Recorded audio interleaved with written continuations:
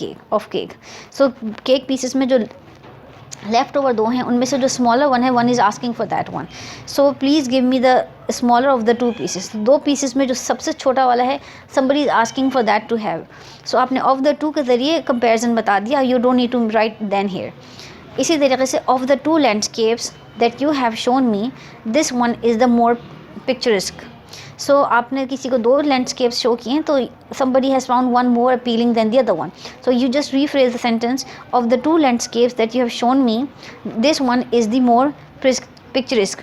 So आपने यहाँ पर जो सुपरलेटिव आपका जो कंपैरेटिव स्ट्रक्चर था आपने सेंटेंस के आखिर में प्लेस किया. Again of the 2 books this one is the more interesting. So of the 2 books this one is more interesting. So आपका comparative comes in the end, and of the 2 books में आपने बता दिया कि you are comparing one book from the other. Remember, 2 entities आपके पास जब होंगी तो you are comparing, but when you have more than 3 or more entities, then in that case you have superlative structure. हमारे पास पॉजिटिव जो मौजूद है उसमें हम कोई कंपैरिजन नहीं करते, हम इसमें स्ट्रेट अपनी एक्सप्लेनेशन देते हैं अबाउट हम एक कैरेक्टरिस्टिक एक्सप्लेन कर रहे होते हैं किसी चीज़ की, किसी जगह की, किसी ग्रुप की.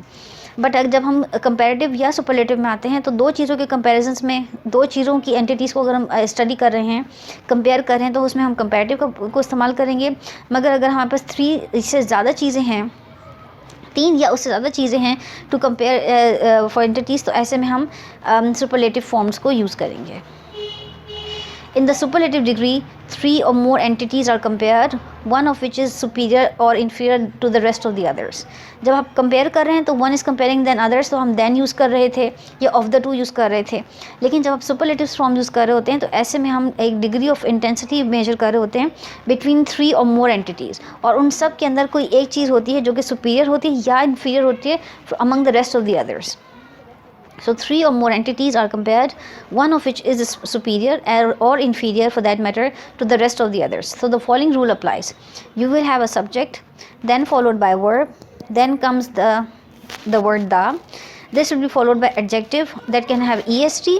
Again, this is the superlative form. Most, again, this is a superlative form when something is बहुत superior, या least के साथ हम adjective कर देंगे which shows कि something is inferior among the all. ठीक है. This will be followed by in plus singular count noun या of plus plural count noun. हम काउंट नाउन्स के हवाले से भी पहले स्टडी कर चुके हैं अपने इनिशियल लेसन्स में. सो हम इसको जब इन यूज़ करेंगे तो हम सिंगुलर काउंट नाउन फॉलो कर रहे होंगे, और जब हम ऑफ का वर्ड यूज़ करेंगे तो that will be followed by the plural count nouns. So अब हम इसकी एग्जांपल्स देख लेते हैं. John is the tallest boy in the family. Again इसमें हमारे पास द टॉलेस्ट मीन्स अब हमें इस फैमिली में यकीनन 2 बच्चे नहीं, काफ़ी सारे बच्चे हैं.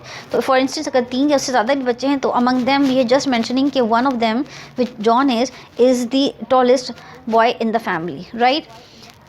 Diana is the shortest of the 3 sisters. अब आपके पास यहाँ पे जब एन था तो this followed by a singular count noun. अब यहाँ पे जब आपने लिखा द शॉर्टेस्ट तो that is the superlative form followed by of the 3 sisters. So यहाँ पे आपने ये this is a plural count noun. ठीक है. तो प्लूरल काउंट नाउन से पहले आपने ऑफ लिखा and this is the superlative form. So Diana is the shortest of the 3 sisters. These shoes are the least expensive of all, and this is again plural count noun.